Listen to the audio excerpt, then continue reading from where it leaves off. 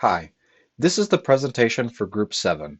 My name is Nathan and I am joined by Kurt, Jay, and Emily. Since last time, we've changed our focus from RFID chips on cattle to creating and testing a blockchain-based voting system using facial recognition for authentication. Hey guys, so I'm going to talk today about our contribution to blockchain. If it hasn't been said already, blockchain is used for cryptocurrency, and it's also known as a distributed database among nodes of a network. As we said, best known for the roles in cryptocurrency, and it's used in Bitcoin, Doge, and Ethereum. So also includes NFTs or non-fungible tokens. This is a additional function of Ethereum. They're best known for their fidelity by using a record that generates trust without need for a third party. And that's some of the most key parts in a voting system, which is why we elected to utilize it. As we all know, based on current events, without trust, the voting system will break down and faith in candidates will evaporate. This is where our need for safe and secure voting comes in the use of blockchain. So we decided to take this need and contribute it into an existing technology, and we focused it in on two major parts, which is on the next slide. One was the actual blockchain voting, and the other was facial recognition.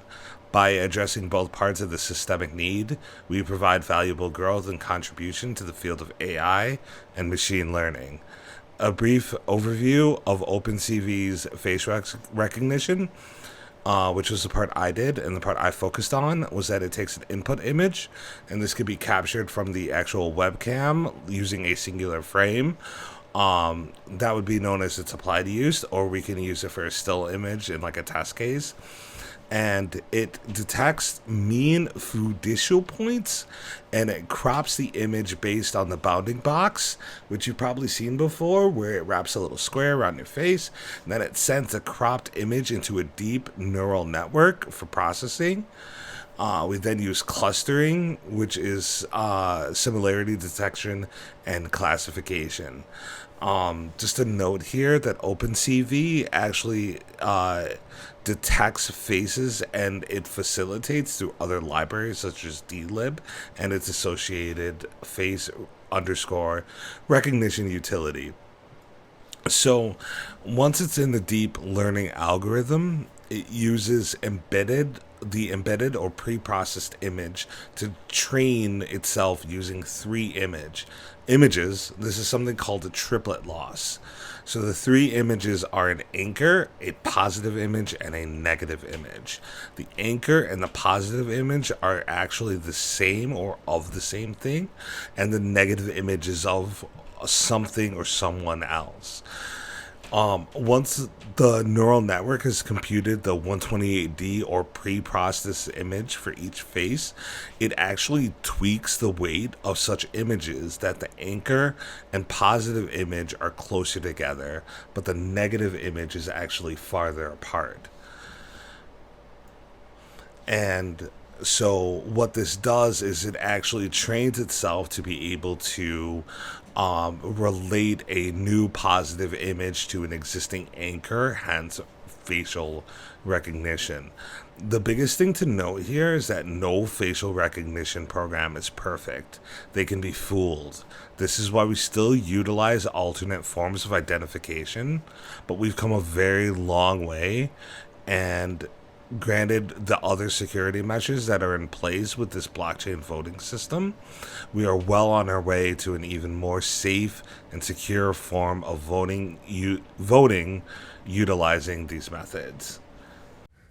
Our dataset was downloaded from Kaggle. It contains around 150 images that was also used in a facial recognition project in Yale. Our goal for this project was to create a secure voting system. We did that with the use of blockchain. And then our secondary goal was to create this system using biometrics, either facial recognition or some kind of other scanner. Process and testing. So we decided to create a prototype blockchain in Python to simulate its structure. A true blockchain is done through cloud computing, and we did not really have the time or the readily accessible resources to do a good attempt at cloud computing with the true blockchain. But that's okay, because the main thing we are focused on is the structure. So we base the structure off of cryptocurrency systems because they have a similar goal in crypto as we do for our voting system. Because for our voting, we want to be easily able to input votes where votes cannot be edited after they are submitted. And we want to have every vote allowed to be entered that is valid among the voter registry. We want votes to be collectively stored and owned by the public. And we want to be able to verify the data through one medium of truth. To train the data set for facial recognition, we actually use CCV facial recognition. And in order to train this facial recognition program, you need a large array of photos for each person so you can really know the details of their face. So for instance, you would have to look left, up, right, down, put on glasses, wear a hat, stand in the shadow, whole bunch of pictures, and that is for each individual person. So if we were going to test this, there would be literally hundreds and thousands of photos we would need to take of a bunch of unique individuals to make this happen. Next, for the demo, we have an example of a vote up here, a vote input. We would have person 1 voting independent. And once you vote, it is stored in an array called pending votes. And this is where all votes are kept. You can see that right now we only have one vote. Their name is person 1 independent. And after everyone has voted at a polling booth, to simulate closing the polling booth, we would create a new block. Then everything in the pending votes array is added into the chain. And you can see here that this is the second block in the chain. This is its timestamp. And the votes inside this block are just the one from above, but you can have many. This is the proof, and then this is the previous hash. And the previous hash is the most important thing here, because this hash is uniquely generated according to the information inside this block. And it acts as the bridge to the next block. So if block and index 3 was there, and we edited the information in index 2, then this hash would change, and essentially the bridge to the next block would be burned and we won't be able to get to it. So this ensures that we're able to protect the validity of the data and it can't be edited. To show off the voting, I can actually run the program for you guys. Here we have the initial program, scanning our face. Now, since we never actually got the facial recognition program to work, this is just an example of what it should look like, turning your head left to right so you can look at your face and determine who you are. After this simulation, I will show you the code where we are applying everything and what the facial recognition program should be doing and the outputs it should have. So after it's scanned our face, it recognizes who we are and knows what our ID is. But first, it wants us to validate the ID that we have. So we're going to copy it from our voter registry here and paste it in. Validating, and recognizes us as Audrey Rutledge. So during this validation process, it first checks to make sure that the vote we inputted is in the registry. And then it makes sure that the vote that is in the registry is the same as it thinks we are here. So it looks at our face, finds an ID, finds our name, makes sure that this ID that we put in is also the same that it thinks it is according to our face.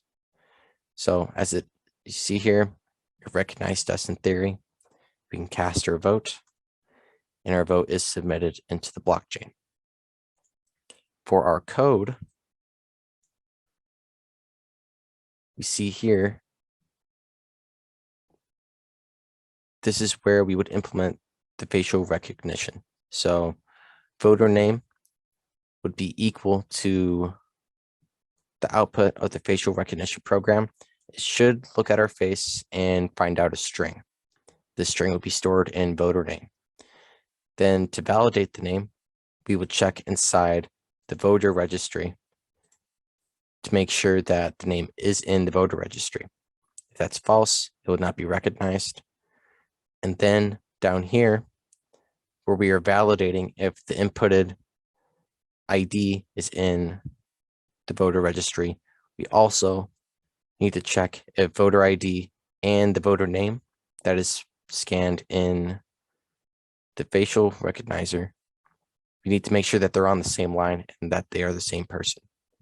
After that, we can initiate the voting process to cast the vote and submit it. For our workload, I focused on creating the voting system and generating votes for testing. Kurt was responsible for creating the blockchain. Jay handled the facial recognition for authentication, and Emily handled the PowerPoint, the final report, and finding the datasets we needed.